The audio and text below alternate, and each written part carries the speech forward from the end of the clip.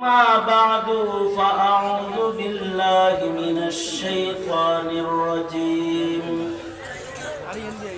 بسم الله الرحمن الرحيم إن الله يحب المحسنين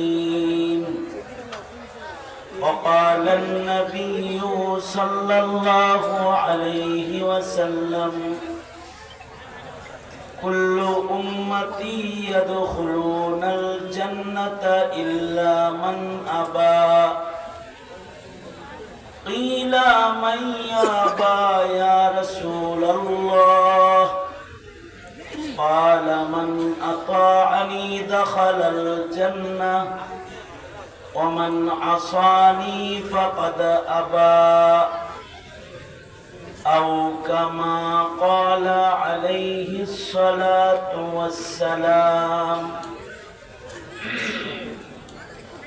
اللهم صل على محمد وعلى آل محمد كما صليت على إبراهيم وعلى آل إبراهيم إنك حميد مجيد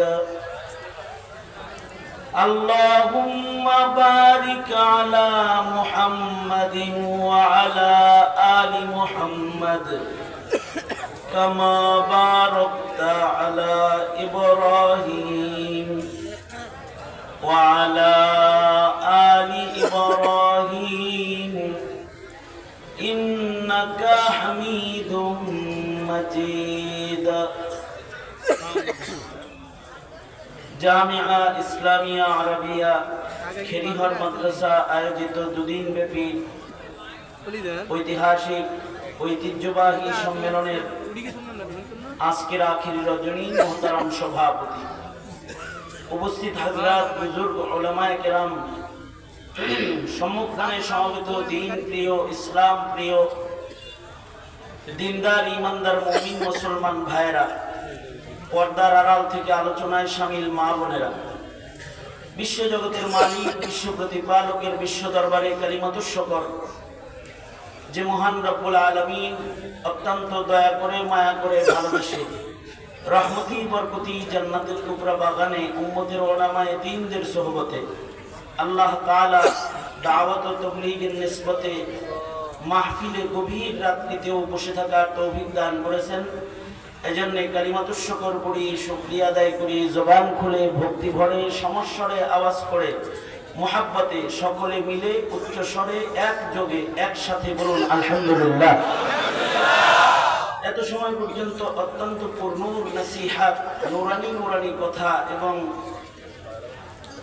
গুরুত্বপূর্ণ গোছালো কিছু সবক আপনারা শুনেছেন।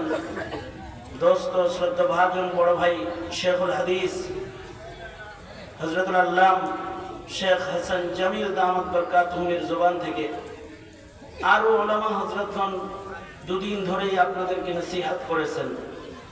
আমি মাদ্রাসার মুরব্বীদের নির্দেশে মোহতামিম সাহেব হুজুরের নির্দেশে বসে গেছি। বরকতের নিয়তে কিছু বলবার ইরাদায় আপনাদের সামনে আয়াত হাদিস পেশ করেছি। এইগুলোকে সামনে করে সংক্ষেপে কিছু কথা আপনাদের সামনে বলবার আশা রাখি। আল্লাহ তাআলা কিছু উপকারী কথা আপনাদের কানে পৌঁছানোর তৌফিক দান করেন। আপনারা দোয়া করুন, বলুন আমিন। মুহতারাম হাজরিন, এই পৃথিবীতে সবাইয়ের সম্পর্ক আল্লাহর সাথে ভালো না। কিছু মানুষের সম্পর্ক তার পরিবারের সাথে ভালো, তাদের উপরে তাদের পরিবার খুশি, কিন্তু আল্লাহ নারাজ। তারা আল্লাহর হুকুম পালন না করলেও পরিবারের হক আদায় করে। পরিবারকে ভরণ পোষণ করা, স্বর্ণ গহনা দেওয়া, বাচ্চাদেরকে তাদের চাহিদা পূরণ করা, তাদের বাড়ি গাড়ির ইন্তজাম করা, তাদের উপরে তাদের পরিবার খুশি। কিন্তু নামাজ পড়ার সুযোগ পায় না, ওয়াজ শোনার টাইম পায় না, হায়াতের বহু রাত্রি তাদের টেলিভিশনের সামনে কেটে যায়, মাহফিলে বসার মতো সুযোগ তারা কখনো পায় না। তাদের উপরে মহান আল্লাহ নারাজ। কিন্তু তাদের পরিবার তাদের উপরে খুশি। পরিবারের সাথে রাত 2টা পর্যন্ত টিভি দেখে, ছেলে মেয়ে পরিবারের সকলে মিলে সিনেমা দেখে, সময় দেয়, তারা খুশি। কিন্তু মহান আল্লাহ নারাজ। এই পৃথিবীতে কিছু মানুষ আছে যারা দলকে সময় দেয়, দলের জন্য তারা সময় ব্যয় করে, অর্থ ব্যয় করে, প্রয়োজনে রক্তও দেয়। তাদের উপরে দল খুশি হয়, দলের মধ্যে তাদের গুরুত্ব বেড়ে যায়, কিন্তু আল্লাহর হুকুম মানার সুযোগ পায় না বিধায় মহান আল্লাহ তাদের উপরে নারাজ হয়ে যায়। এই পৃথিবীতে কিছু মানুষ আছে তাদের উপরে সরকার খুশি থাকে, তারা সরকারের 5 আমলার খাতায় নাম লেখায়। সরকার যদি পায়খানা খাইতে কয় পায়খানা খায়, সরকার যদি খুন করতে বলে খুন খায়, খুন করে, রক্ত খায়। সরকার যদি কাউকে গুম করতে বলে তো গুম করে ফেলায়। সরকার যা বলে তাই করে। সরকার তাদেরকে পদোন্নতি দেয়, র্যাঙ্কিং করে, তাদেরকে গোল্ড মেডেল দেয়, তাদের উপরে সরকার খুশি হয়ে যায়, কিন্তু মহান আল্লাহ নারাজ হয়। এই পৃথিবীতে কিছু মানুষ আছে তাদের উপরে ভারত খুশি হয়, কারণ তারা ভারতের দালাল হিসেবে কাজ করে দেয়, ভারত তাদের উপরে খুশি থাকে। কিছু মানুষ আছে তাদের উপরে আমেরিকা খুশি থাকে, কারণ আমেরিকার গোলামি তাদের জিন্দেগির অংশ হয়ে যায়, এ কারণে আমেরিকা তাদের উপরে খুশি হয়। কিন্তু এই পৃথিবীতে কিছু মানুষ আছে তাদের উপরে আল্লাহ খুশি। কি খুশি? আমাদের মালিক কে? জোরে বলেন, আরো জোরে আওয়াজ করে বলেন, মালিক কে? মালিককে যারা খুশি করলো তাদের জিন্দেগি সফল হয়ে গেল। কিছু মানুষ আছে তাদের উপরে মহান মালিক আল্লাহ খুশি, হতে পারে তাদের উপরে ভারত নারাজ, হতে পারে তাদের উপরে আমেরিকা নারাজ, হতে পারে তাদের উপরে দল নারাজ, সরকার নারাজ, রাজনৈতিক দল নারাজ, এমনকি হতে পারে সমাজের মানুষও নারাজ। সমাজের মানুষকে সেবা করার মতো অর্থ তার নাই, হতে পারে তার উপরে তার পরিবার নারাজ, পরিবারকে ডবল ডবল কাপড় দেওয়ার মতো টাকা তার নাই, হালাল উপার্জন করে পরিবারের হক আদায়ের মতো সকল চাহিদা পূরণের শক্তি তাদের হয় না, কিন্তু তাদের সততা ন্যায় নিষ্ঠার কারণে তাদের মালিক আল্লাহ তাদের উপরে খুশি। যাদের উপরে আল্লাহ খুশি এরাই মৃত্যুর সময় আল্লাহ পাকের ইস্তেকবাল পাবে এবং মরণের মাধ্যমে তারা আল্লাহর ঘরে, আল্লাহর জান্নাতে, আল্লাহর কাছে প্রবেশ করবে। এই মানুষগুলার উপরে আল্লাহ খুশি। আল্লাহ তাআলা কোনো বেঈমানের উপরে খুশি না, আল্লাহ তাআলা ঈমানদারের উপরে খুশি। যাদের মুখে আছে লা ইলাহা, জোরে বলেন লা ইলাহা ইল্লাল্লাহ, যারা ঈমানদার তাদের উপরে আল্লাহ তাআলা খুশি, বেঈমানের উপরে আল্লাহ খুশি না। এ কারণে ঈমানদার যত বড় গুনাহগারী হোক না কেন, তাকে আল্লাহ তাআলা দোজখের চিরস্থায়ী স্তরগুলোতে রাখবেন না। ঈমানদারদেরকে জাহান্নামের উপরি ভাগে আল্লাহ তাআলা রাখবেন, প্রথম স্তরে, কারণ তাদের উপরে তাদের ঈমানের কারণে আল্লাহ খুশি। গুনাহের কারণে দোজখে গেছে, কিন্তু আল্লাহ তাদের বাইর করবেন। কিন্তু যাদের ঈমান নাই তাদেরকে দোজখের নিচের দিকে রাখবেন। জাহান্নামের মোট 7টা স্তর। কয়টা স্তর? প্রথম স্তরে থাকবে মুমিনে আসি, যাদেরকে আল্লাহ তাআলা আবার বাইর করবেন। যাদের ঈমান আছে কিন্তু বদ আমলের কারণে দোজখে গেছে, এরা দোজখের প্রথম স্তরে থাকবে। আর দোজখের দ্বিতীয় ও তৃতীয় স্তরে থাকবে ইহুদি নাসারা। চতুর্থ স্তরে থাকবে সাবেঈ, সূর্য পূজারী।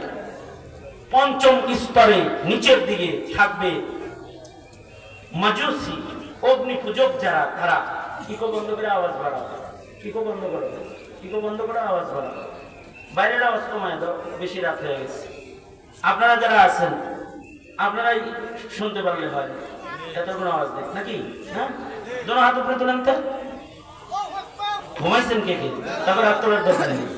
যারা ঘুমান নাই দোনো হাত উপরে তোলেন, উপরে তোলেন, সোজা করেন। ওই যে উনি ঘুমাইছে, দেখে আমি ঘুমাইতে আসছি, ঘুমান কে দোনার তোলেন, ঘুম ভাঙেন, সোজা করেন, হ্যাঁ নাড়াচাড়া দেন, এক হাত নামান, এই দুই হাত নামাইছেন নিয়ে আবার দু হাত তোলেন, খেয়াল করে শুনতেছেন কিনা এটা চেক করতেছি, নাড়াচাড়া দেন, জবান খুলেন, আওয়াজ করে বলেন সুবহানাল্লাহ, আরো জোরে করে বলেন সুবহানাল্লাহ, বলেন আলহামদুলিল্লাহ, লা ইলাহা ইল্লাল্লাহ, আল্লাহু আকবার। হাত নামান। এই যে আল্লাহর নাম নিলেন, এতে কি আল্লাহ নারাজ না খুশি? সুবহানাল্লাহ বলেছেন, খুশি হয়ে নেক দিছে। আলহামদুলিল্লাহ বলেছেন, খুশি হয়ে নেক দিছে। লা ইলাহা ইল্লাল্লাহ যদি কেউ বলে তাহলে তো তারা জান্নাতি দিয়ে দেয়। যে একবার পরে লা ইলাহা ইল্লাল্লাহ সে জান্নাতি হয়ে যায়। লা ইলাহা ইল্লাল্লাহ মুহাম্মাদুর রাসূলুল্লাহ একবার পড়েছে তো জান্নাতে যাওয়ার উপযুক্ত। এদের উপরে আল্লাহ তাআলা খুশি।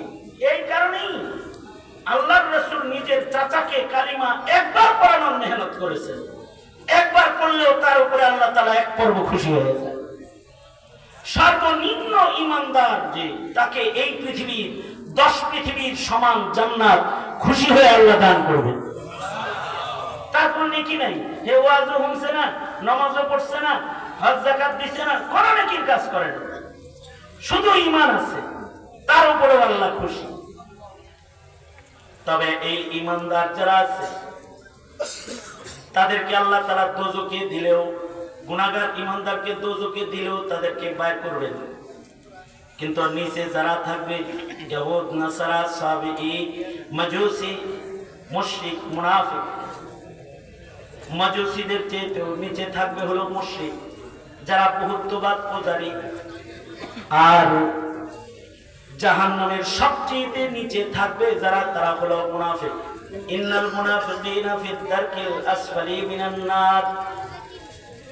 অথচ মুনাফিকদের মাথায় টুপি ছিল, এখনো কিছু মানুষের মাথায় টুপি দেখা যায়, কিছু মানুষের মাথায় পাগড়ি দেখা যায়, কিছু মানুষের গায়ে লম্বা জামা দেখা যায়। কিন্তু সম্পর্ক হইল রং লাগে, সম্পর্ক হইল মুশরিকের লাগে। আমাদের মাননীয় প্রধানমন্ত্রী উনি 70 রাকাত নফল নামাজ পড়তেন। হাসির কি হইল, 70 রাকাত নফল নামাজ ডেইলি 5 বার কোরআন শরীফ, প্রত্যেক ইউনিয়নে দিনের কাম করছে, বিধবা ভাতা দিছে, এটা দিছে, সেটা দিছে, দিনের কাজ অনেক করছে না। কিন্তু বেজাল হলো আলেমের সাথে সম্পর্ক খারাপ আর মুশরিকের সাথে সম্পর্ক ভালো। এটা আল্লাহ পাকের পছন্দ না। যদি কেউ ইমানদারের সাথে চলে, ইমানদার দাবি করে, কিন্তু ইহুদির সাথে সম্পর্ক, সে মুনাফিক হয়ে যায়। নাসারার লগে মিটিং করে মুনাফিক। এই এই এই ওই বিশ্বটা এত রাতে কি লেগে আইছো? এত রাতে আইছো কে? হুজুরের নাতি। মাশাআল্লাহ। ইহুদির সাথে সম্পর্ক যদি হয় তাহলে মুনাফিক হয়ে যাবে। এ কারণে জমিনের কালিমাওয়ালা মুসলমান যারা, তাদের সতর্ক দৃষ্টি রাখতে হবে মুশরিকের সাথে সম্পর্ক প্রমাণিত হয়ে না যায়। ইসকনের সাথে সম্পর্ক প্রমাণিত করার সুযোগ নাই। আমাদের দেশের কিছু মুসলমান কি ইসকনের সাথে দেখা যায়। কালিমাওয়ালার ঘরে জন্ম নিছে, তাকে এই বুঝটাই দেওয়া হয় নাই যে তুমি কালিমাওয়ালা, তুমি জান্নাতি, তুমি যার তার সাথে সম্পর্ক রাখতে পারো না। কালিমাওয়ালার সম্পর্ক হবে কার সাথে? জোরে আওয়াজ করে বলেন, আরো জোরে আওয়াজ করে বলেন, কার সাথে? আল্লাহর সাথে সম্পর্ক। কোন কালিমাওয়ালার সম্পর্ক মুশরিকের সাথে হয়ে গেলে এটা নিফাকাতের বড় দলিল। মুনাফিক যদি কেউ হয়ে যায়, তার অবস্থা খারাপ। মুনাফিক থাকবো কোথায়? জাহান্নামের উপরে না নিচে? বের হওয়ার কোন সম্ভাবনা আছে? এ কারণে সাহাবায়ে কেরাম নিফাককে সর্বত্র ভয় করতেন। অথচ সাহাবায়ে কেরাম উম্মতের সবচেয়ে দামি মুমিন। এই উম্মতের শ্রেষ্ঠ মুমিন যাদের ঈমানের সনদ দান করেছেন স্বয়ং আল্লাহ, উলাইকা হুমুল মুমিনুনা হাক্কা। তারা সব সময় সতর্ক দৃষ্টি রাখতেন নেফাকি যেন নিজের ভেতরে না আসে, মুনাফিক হয়ে যাওয়ার দুশ্চিন্তা সব সময় করতেন। আবু বকরের মতো মানুষ মুনাফিক হওয়ার চিন্তা করতেন যে মুনাফিক যেন না হয়ে যায়।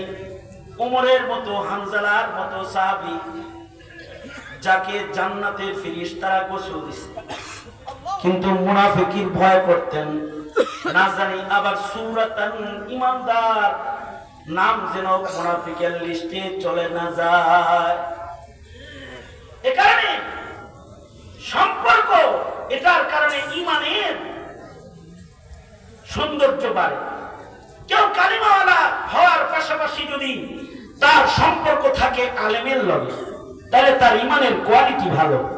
যদি তার সম্পর্ক থাকে 5 ওয়াক্ত নামাজ মসজিদের লগে, তাহলে তার ঈমানের সম্পর্ক, ঈমানের রং কোয়ালিটি ভালো। যদি তার সম্পর্ক থাকে কোরআন তেলাওয়াতের সাথে, তাহলে তার ঈমানের কোয়ালিটি ভালো। যদি তার সম্পর্ক থাকে প্রতিদিন জিকিরের সাথে, অথবা ওয়াজ নসিহতের সাথে, অথবা নবীজির সুন্নতের সাথে, যত আমলের কোয়ালিটি বাড়বে ঈমানের গঠন তত সুন্দর হবে। জরুরি কথা হলো ঈমানের গঠন যদি কারোর সুন্দর হয় তাহলে লাভ আছে। কি লাভ? লাভ হলো যদি কোনো কারণে তার গুনাহ বেশিও হয়, নেকি কমও হয়, ঈমান সুন্দর হলে আল্লাহ তাকে দয়া করবে। আল্লাহ পাকের একটা নাম রহমান রহিম, আল্লাহ পাকের একটা নাম গফফার, সত্তার, এগুলো আল্লাহর নাম। এই নামের দয়া মায়া ভালো মুমিন যারা, তাদের নসিব হয়ে যাবে।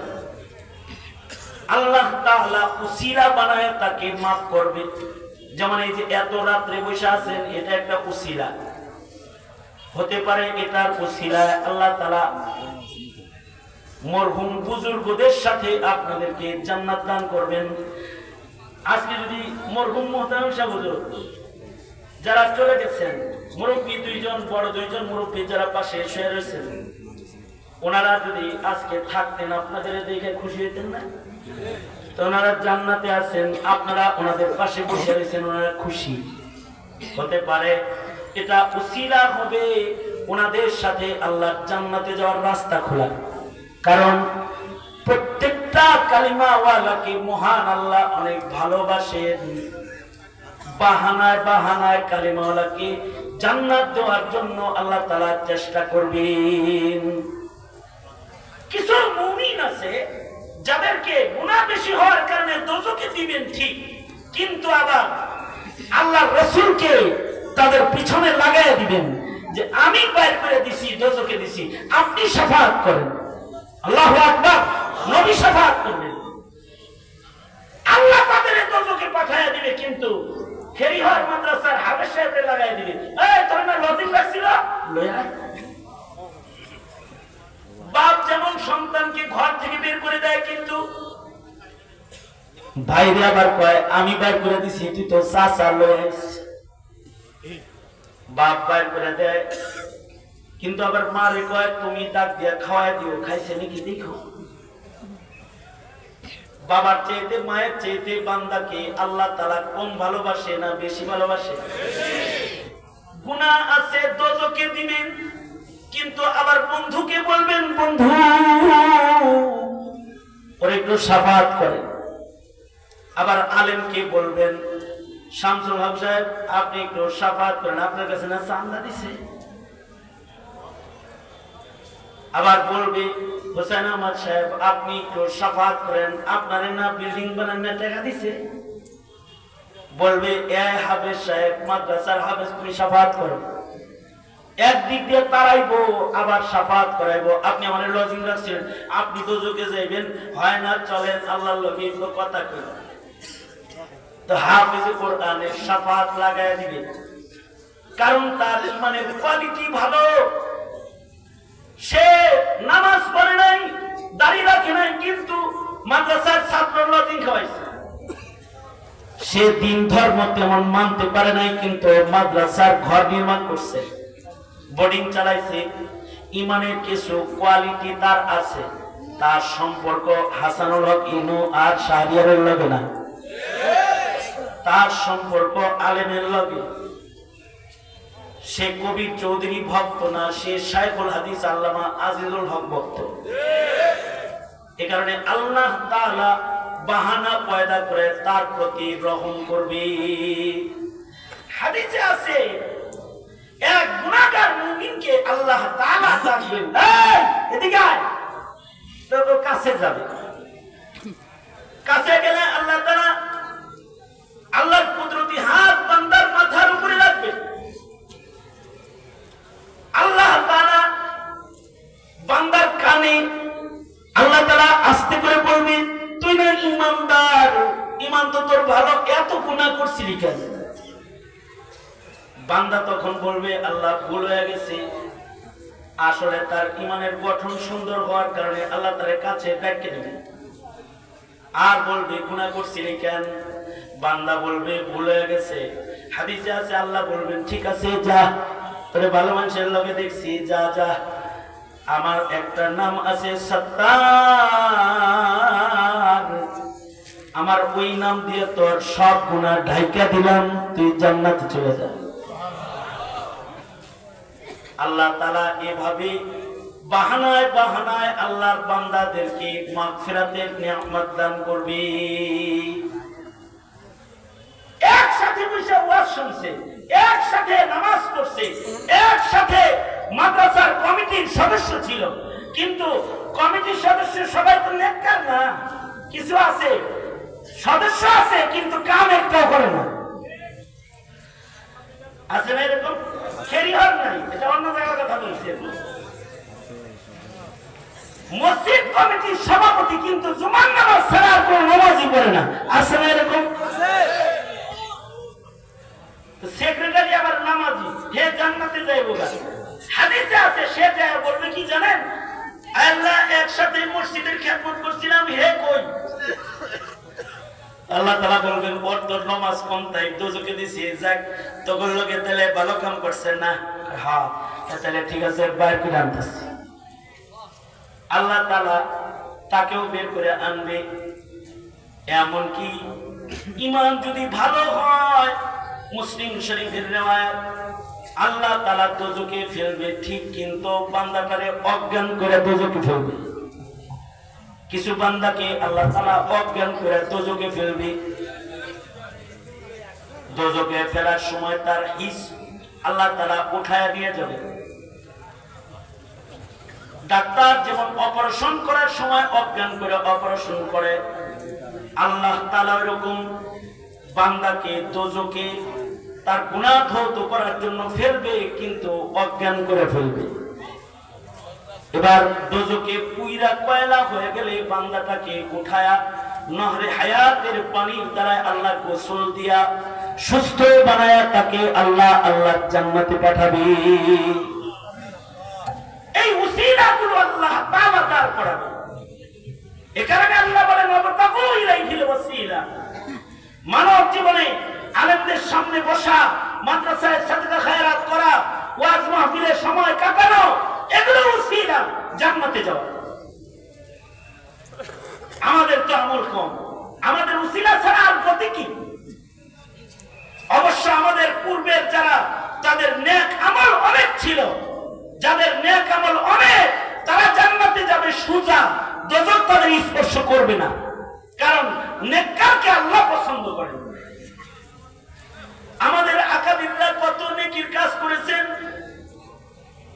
আমরা এক রাত জাগতে পারি না। আর ইমামে আজম আবু হানিফা 40 বছর এশার ওযু দিয়া ফজরের নামাজ পড়েছেন।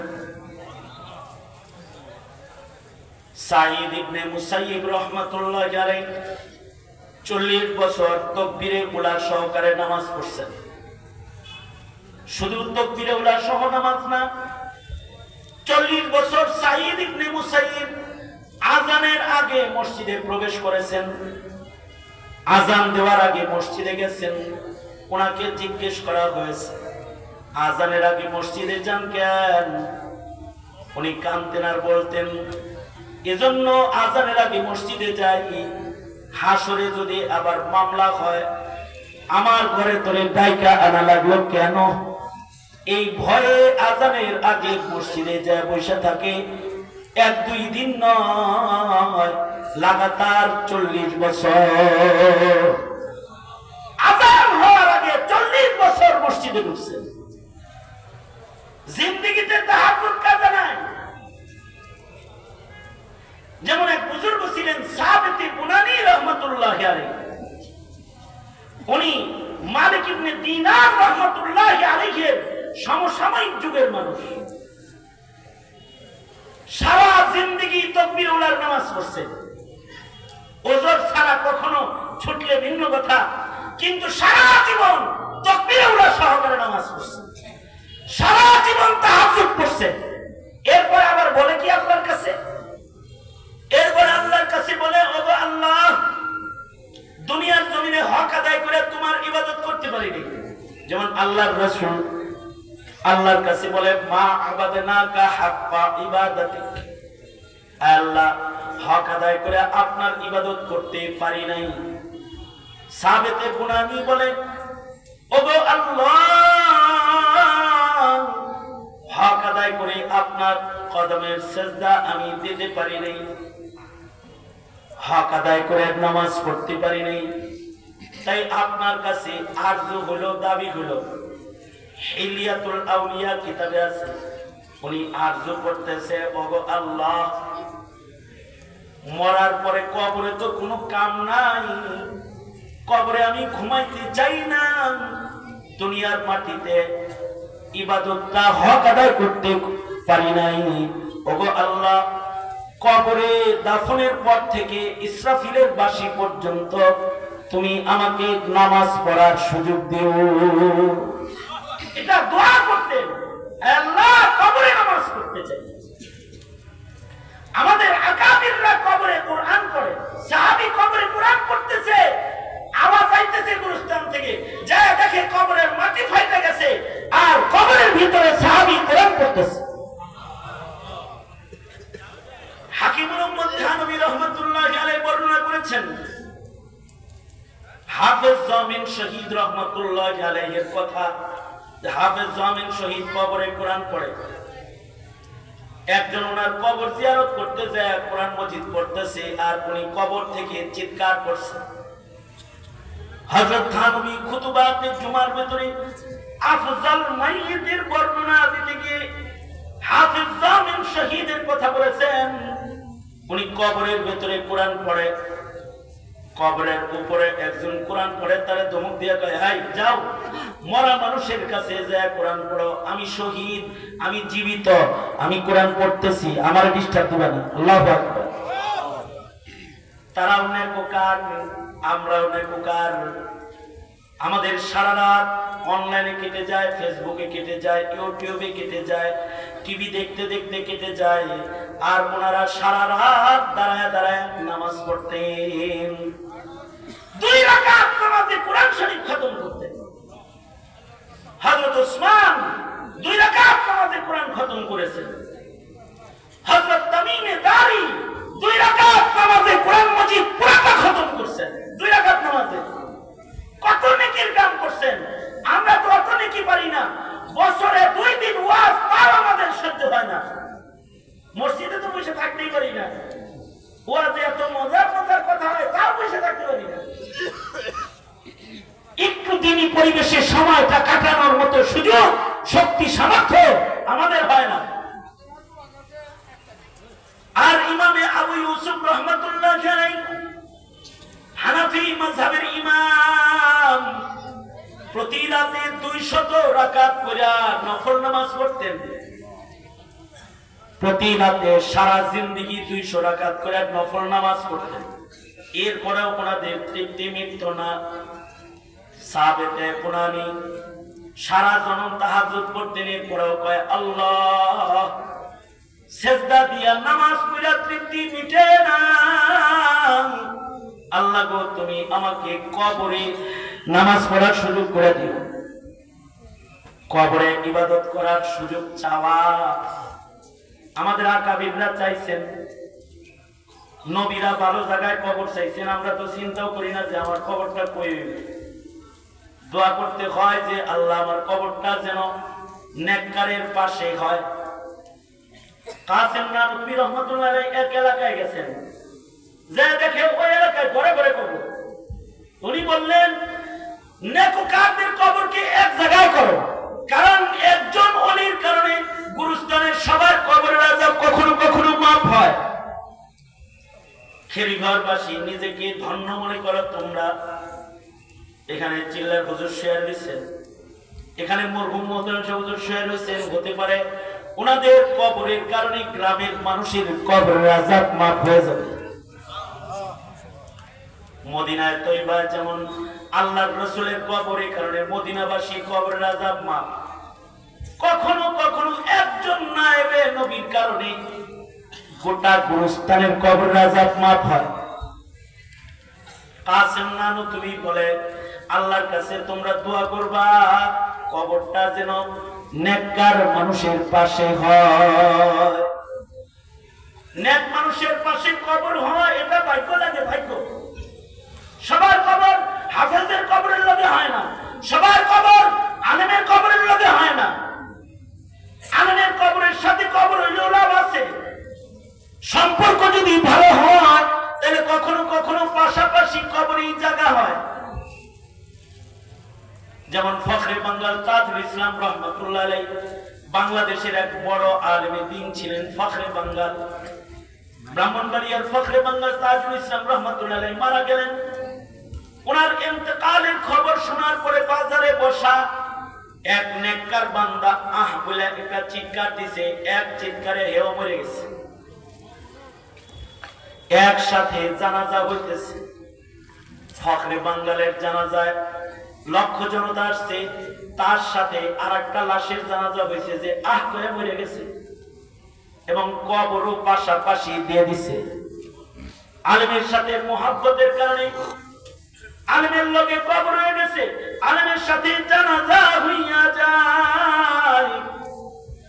যার মোহাব্বত নাস্তিকের লগে হয় তার মরণ নাস্তিকের লগে হয়ে যায়, মুশরিকের লগে হয় তো মুশরিকের লগে হয়ে যায়। মোহাব্বত যদি নেককারের সাথে হয় তাহলে কবর নেককারের সাথে হয়ে যায়। কাসেম নানভী বলে নেককারের কাছে কবরের জায়গা, আল্লাহর কাছে চাও ডানে বামের কবরগুলো যেন নেককারের কবর হয়। আল্লাদিন নামে এক খাদেম কাসেম নানভী ছিল, সে কাসেম নানভীকে এইভাবে বাতাস দিতেছে দাঁড়ায় দাঁড়ায়। কম আকল, সে বলে আমল নাই, পাশে কবর হইলেই জান্নাত পাইব। কাসেম নানভী তাকে বলে আল্লাদিন তুমি তাল পাখা দিয়া বাতাস দিতেছ, আমারে কিন্তু বাতাস 11 লাগতেছে। তোমার তাল পাখার বাতাসের পাওয়ার যদি এত হয়, একজনে দিলে 3 জন ঠান্ডা হয়, তাহলে আল্লাহর জান্নাতের রহমতের বাতাস কি তোমার তাল পাখার বাতাসের চেয়ে কম? যে এটা কারোর কবরে হবে, পাশের কবর ঠান্ডা হবে না। সুতরাং আল্লাহর কাছে নেক জায়গায় কবর চাও। মুসা আলাইহিস সালাম দোয়া করতেন, হে আল্লাহ আমার কবর যেন মসজিদুল আকসার কাছাকাছি হয়, কারণ আল্লাযী বারাকনা হাওলাহু, মসজিদুল আকসার মাহালকে আল্লাহ তাআলা বাবরকত বানাইছেন। আর কবরের ভেতর এটা তো খারাপ হইলে সমস্যা। কবরের ভেতর যাদের খারাপ তাদের কবর থেকেই দোজখ, হুফরাতুম মিন হুফারিন নার। এ কারণে সাহাবীতে পুরানি দোয়া করে, আল্লাহ আমার কবরটা যেন ভালো হয়, আমার কবরটা যেন কুশাদা হয়, আমার কবরে যেন নামাজ পড়া যায়। দুনিয়ায় নামাজের হক আদায় করতে পারি নাই, ইসরাফিলের বাঁশি পর্যন্ত কবরের নামাজ পড়বার চাই দোয়া করছে। ওনার ইন্তেকালের পরে হিলিয়াতুল আউলিয়াতে এসেছে, দাফনের কয়েক মাস পরে বৃষ্টির পানিতে কবরের কাঁচা ইট সরে গেছে। যখন কবরের কাঁচা ইট সরে গেছে সকালবেলায় মুসল্লিরা যখন কবর জিয়ারত করতেছে, দেখে কবরের উপরে ছিদ্র দেখা যায়, কিন্তু আজব ছিদ্র দিয়ে মনে হয় আলো বেরোতেছে। কাছাকাছি যায় ছিদ্র দিয়ে তাকাইছে, আর দেখি সাবেতে বুনানির কবরটা একটা প্রশস্ত জান্নাতের ঘর, আর ওখানে দাঁড়ায়া সাবেতে বুনানি আল্লাহর গোলামীর নামাজ পড়তেছে, কবরের ভিতরে নামাজ পড়তেছে। কারণ কারোর কবর এত ভালো হয়, আবার কারোর কবর বড় খারাপ হয়। কবর খারাপ করতে বড় আকাম করা লাগে না, খুন করা লাগে না, গুম করা লাগে না, আরো ছোট অপরাধের কারণে কবর খারাপ হয়।